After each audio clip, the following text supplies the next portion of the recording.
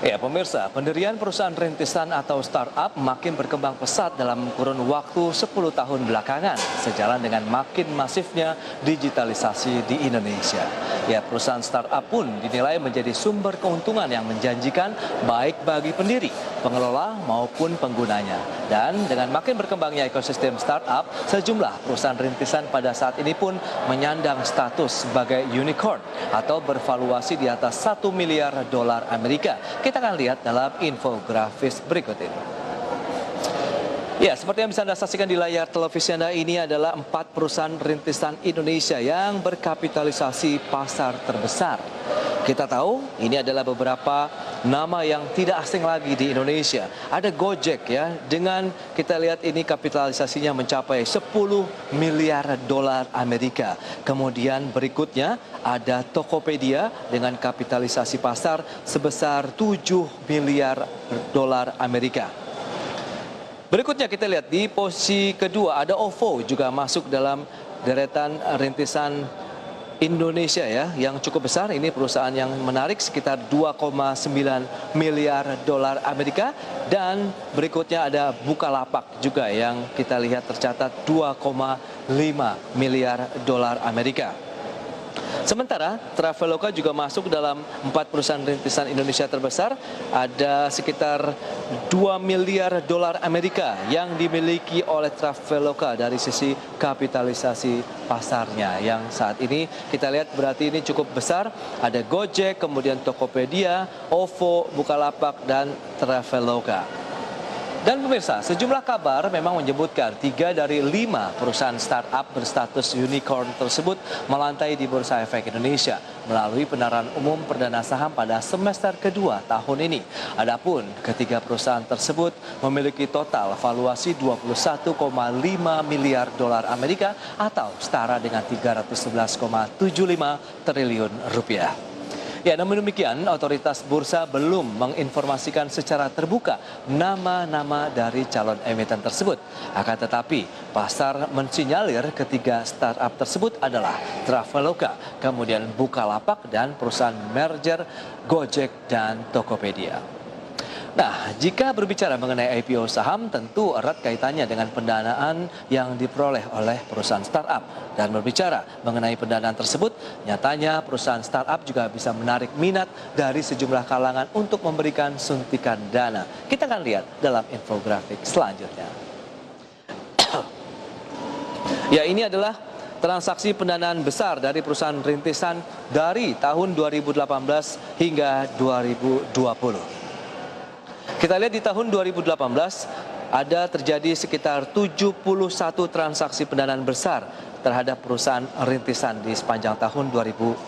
Kemudian kita lihat di tahun 2019 juga tercatat sekitar 113 kali transaksi pendanaan besar untuk perusahaan-perusahaan rintisan yang terjadi di tahun 2019. Dan kita lihat dengan adanya pandemi COVID-19 memang menjadi salah satu tekanan juga yang dialami oleh perusahaan-perusahaan rintisan ataupun startup di Indonesia, menjadi hanya sekitar 52 kali transaksi pendanaan besar di sepanjang tahun 2020. Ya, Asosiasi Modal Ventura untuk Startup Indonesia menyatakan bahwa penurunan jumlah investasi untuk startup di tahun lalu bukan disebabkan karena turunnya minat investor, namun lebih disebabkan karena investor yang ingin menunda investasi terlebih dahulu. Dan pemirsa, meski tren pendanaan ke perusahaan startup menurun di tahun lalu, namun sejumlah pihak memproyeksikan bahwa tahun ini pendanaan ke startup masih akan tetap marak. Dan sektor-sektor perusahaan rintisan apa saja sih sebenarnya yang masih potensial untuk bisa mendapatkan suntikan dana di tahun ini? Kita akan simak kembali dalam infografik selanjutnya. Ya, ini adalah beberapa sektor yang cukup seksi nih pemirsa, yang bisa menarik minat investasi, terutama untuk perusahaan-perusahaan rintisan yang potensial. Yang pertama ada financial technology. Kemudian ada health tech, ini adalah juga teknologi kesehatan. Kemudian sektor pendidikan pun masuk dalam sektor-sektor perusahaan rintisan yang potensial untuk meraih pendanaan. Kemudian juga ada sektor logistik dan e-commerce yang juga terus menunjukkan perkembangan yang signifikan di era pandemi COVID-19 dan juga era digital seperti saat ini.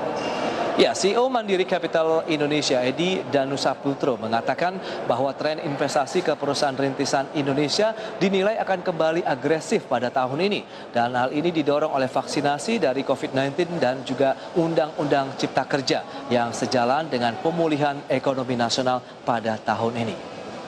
Pemulihan ekonomi dan juga iklim investasi yang semakin membaik juga menjadi pendorong dari minat perusahaan startup untuk masuk di dunia pasar modal.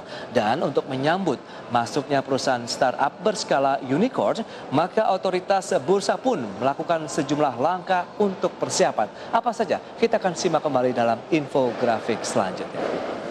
Ya, ini adalah persiapan-persiapan yang sudah dilakukan oleh Bursa Efek Indonesia ya dalam menyambut apresiasi dan luar biasa terhadap IPO perusahaan-perusahaan unicorn di Indonesia. Yang pertama, melakukan penyesuaian peraturan 1A, kemudian juga implementasi sektoral baru untuk perusahaan tercatat, kemudian melakukan kajian hukum dan berdiskusi dengan otoritas stakeholder.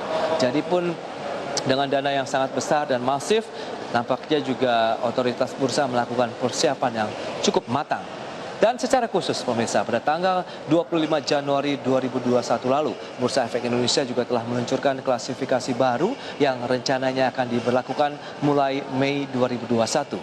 Ya, klasifikasi ini bernama IDX Industrial Classification atau IDX IC yang memiliki 12 sektor industri dan 35 subsektor. Dan ada yang cukup menarik perhatian pada klasifikasi industri yang baru ini, yakni hadirnya Indeks Tekno atau IDX Tekno. Di mana kita tahu Indeks Tekno sebelumnya tidak ada dalam Jasika. Dan sebelumnya perusahaan-perusahaan yang masuk dalam IDX Tekno ini pun masuk pada sektor perdagangan jasa dan investasi dengan subsektor komputer dan jasa.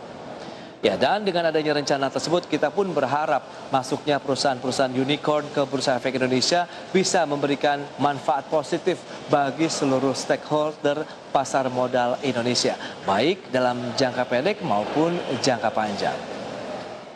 Baik pemirsa, demikian informasi yang menarik ya terkait dengan perkembangan perusahaan-perusahaan rintisan atau startup Indonesia yang juga telah memberikan kontribusi yang cukup masif terhadap perekonomian nasional. Kami akan segera kembali dengan informasi IDX Statement di segmen berikutnya.